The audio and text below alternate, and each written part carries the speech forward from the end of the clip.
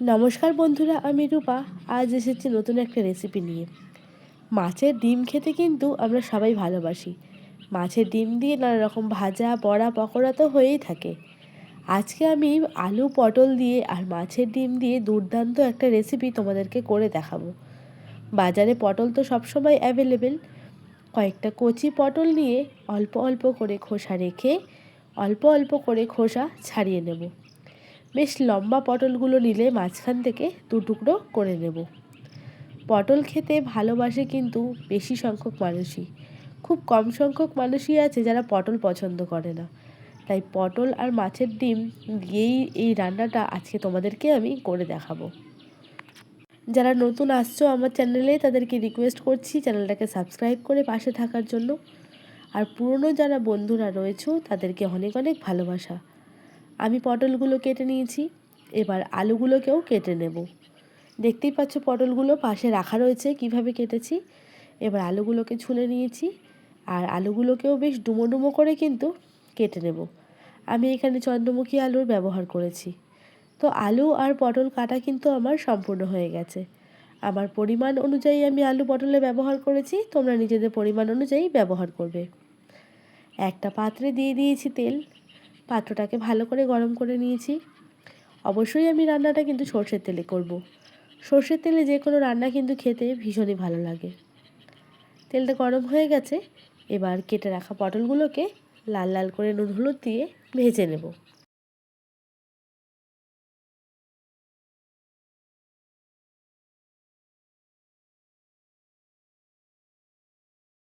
পটল ভাজার সময় কিন্তু অনেক সময় তেলটা কালো হয়ে যায়। তাই পটল যখনই ভাজবে নুন আর হলুদ একসঙ্গে দিয়ে কনস্ট্যান্ট হাই ফ্লেমে নাড়াচাড়া করে ভাজবে, তাহলে কিন্তু দেখবে পটল ভাজার তেলটা কিন্তু চট করে কালো হবে না। অনেক সময় এই তেলের জন্য কিন্তু তরকারির কালারও কালো হয়ে যায়। আমি সবসময় কিন্তু এইভাবেই ভাজি পটল, আমার তেল কিন্তু কালো হয় না। এদিকে পটলটা ভাজা হতে থাক, আমি আরও একটা মশলা তৈরি করে নিচ্ছি। নিয়েছি কয়েকটা কাঁচা লঙ্কা, অল্প পেঁয়াজ, রসুন আর টমেটো। এই হচ্ছে আজকের মশলা। তো আমার পটলগুলো কিন্তু ভাজা হয়ে গেছে। এবার তেল ঝরিয়ে সম্পূর্ণ পটলগুলোকে তুলে নেব।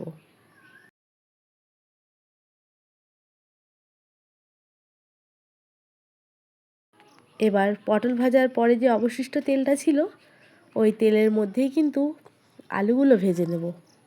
আলুগুলো যেহেতু চন্দ্রমুখী আলু, বেশি কড়া করে কিন্তু ভাজার প্রয়োজন নেই। অল্প ভাজলেই কিন্তু এই আলু নরম হয়ে যাবে। আলুটা ভাজার সময়তেও কিন্তু আমি নুন আর হলুদের ব্যবহার করেছি।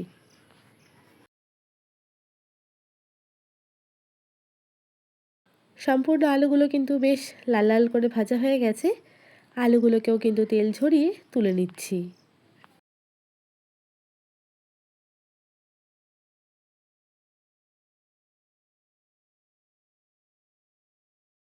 এরপরে কড়াইতে দিয়ে দেব আরও কিছুটা তেল। মাছের ডিমটাকে ধুয়ে ভালো করে কিন্তু পরিষ্কার করে নিয়েছি। এখানে আমি কাতলা মাছের ডিমের ব্যবহার করেছি।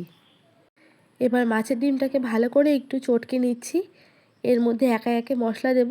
দিয়ে দিচ্ছি হলুদ গুঁড়ো, পরিমাণ মতো নুন, আর দেব সামান্য জিরে গুঁড়ো, আর ঝালের জন্য লঙ্কা গুঁড়ো, আর দেব হচ্ছে 1 থেকে 2 চামচ পরিমাণ ময়দা।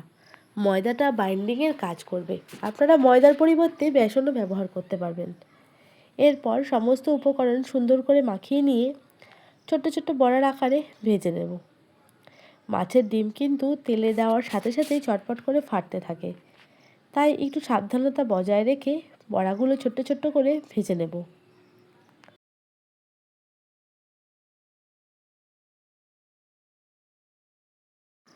বড়াগুলোকে এক পিঠ ভাজা হয়ে গেছে, উল্টে আরেক পিঠ সেই রকমই লাল লাল করে কিন্তু ভেজে নেব।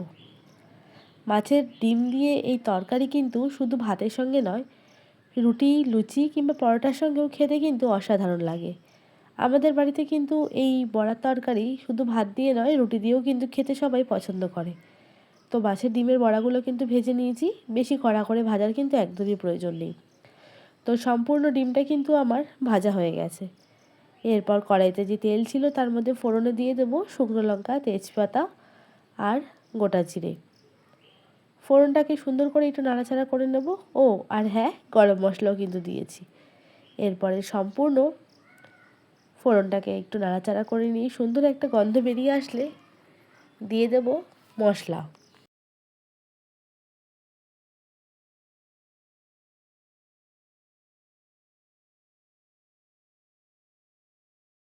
পেঁয়াজ রসুন লঙ্কার যে মশলাটা তৈরি করেছিলাম সেই মশলাটা এবার দিয়ে দিচ্ছি।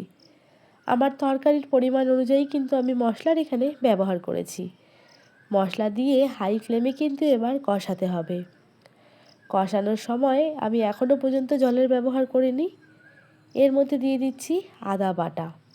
আদাটাকে চাইলে আপনারা একসঙ্গে বেটে নিতে পারেন, আমার যেহেতু আদা বাটা আলাদা ছিল তাই আমি আদাটা আলাদাই ব্যবহার করলাম। মশলাটা বেশ খানিকটা জল শুকিয়ে এসেছে। এরপরে একে একে দিয়ে দিচ্ছি হলুদ, লঙ্কা আর জিরে। সামান্য জল দিয়ে কিন্তু সম্পূর্ণ মশলাটাকে এবার কষিয়ে নেব। হাতে সময় নিয়ে মশলাগুলোকে অল্প অল্প জল দিয়ে কষিয়ে নিতে হবে। মশলা যত ভালো করে কষানো হবে তরকারির স্বাদও কিন্তু ঠিক ততটাই বেশি হবে। তো এখানে কিন্তু সমস্ত মশলা আমি দিয়ে দিয়েছি। মশলা থেকে তেল ছেড়ে আসা পর্যন্ত আমি কষিয়ে নিচ্ছি। এরপরে দিয়ে দেব পরিমাণ মতো নুন। নুনের আন্দাজটা কিন্তু একটু বুঝেই ব্যবহার করতে হবে, কারণ আলু পটল ভাজার সময় তো আমি নুনের ব্যবহার করেছি। দিয়ে দিলাম স্বাদ মতন চিনি। চিনিটা কিন্তু অবশ্যই ব্যবহার করবে, তাহলে কিন্তু তরকারির মধ্যে আলাদাই একটা স্বাদ আসবে। এরপরে ভেজে রাখা আলু আর পটল দিয়ে বেশ ভালো করে কিন্তু কষিয়ে নেব। এই সময় কিন্তু আমি অল্প অল্প জলেরও ব্যবহার করব। যে মিক্সিতে মশলা করেছিলাম সেই মিক্সির মধ্যেই জল দিয়ে সেই মিক্সির জলটা কিন্তু ব্যবহার করব।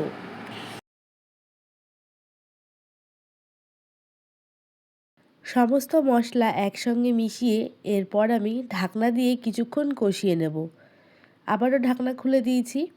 ঢাকনা খুলে আবারও বেশ খানিকক্ষণ কিন্তু একটু নাড়াচাড়া করে মশলার সম্পূর্ণ কাঁচা গন্ধ দূর হয়ে আসা পর্যন্ত তরকারিটাকে ভালো করে কিন্তু কষিয়ে নেব।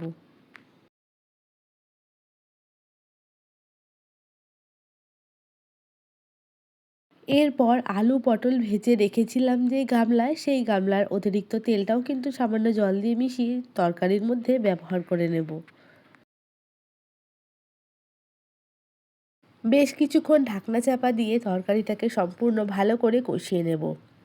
এরপরে দিয়ে দেব ঝোলের জন্য পরিমাণ মতন জল। জলের পরিমাণটা নিজেদের প্রয়োজন অনুযায়ী কিন্তু ব্যবহার করবে। এরপর খুন্তি দিয়ে সম্পূর্ণ ভালো করে একটু নাড়াচাড়া করে মিশিয়ে নেব। কড়াইয়ের গায়ে যে মশলাটা লেগে আছে সেটাও যাতে ঝোলের মধ্যে সম্পূর্ণভাবে চলে যেতে পারে।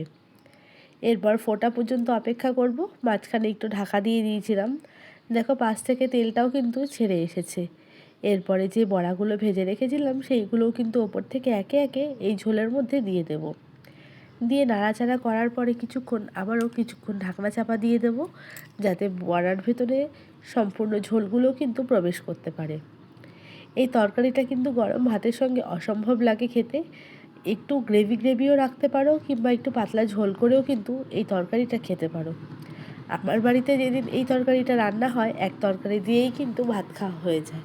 তো বন্ধুরা, আমাদের রান্না কিন্তু প্রায় শেষের দিকে, আর তরকারিও কিন্তু প্রায় হয়ে এসেছে। আলু পটল ভালোভাবেই সেদ্ধ হয়ে গেছে। নামানোর সময় ব্যবহার করব গরম মশলা। গরম মশলাটা অবশ্যই কিন্তু এই রান্নায় একটু ব্যবহার করো, খেতে কিন্তু অসাধারণ লাগবে। তো আমাদের আলু পটল আর মাছের ডিমের রসা কেমন লাগলো অবশ্যই কিন্তু কমেন্টে জানিও। আর ঘিও কিন্তু দিয়েছিলাম সামান্য পরিমাণ।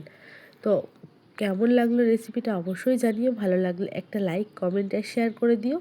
আর অবশ্যই চ্যানেলটাকে সাবস্ক্রাইব করে পাশে থেকো। ঘি গরম মশলা দেওয়ার পর ঢাকনা চাপা দিয়েছিলাম কিছুক্ষণ রেস্টের জন্য। ঢাকনা খুলে নিচ্ছি। এই হচ্ছে আমাদের তরকারির ফাইনাল লুক। তো কেমন লাগলো রেসিপিটা অবশ্যই তোমরা জানিও। ভালো লাগলে কিন্তু লাইক কমেন্ট আর শেয়ার করো। আর বাড়িতে অবশ্যই কিন্তু এইভাবে ট্রাই করো। এখন তো বাজারে পটলও অ্যাভেলেবেল আর ডিমও পাওয়া যায়, তাই ঝটপট দেরি না করে এই রেসিপিটা অবশ্যই বাড়িতে একদিন ট্রাই করো।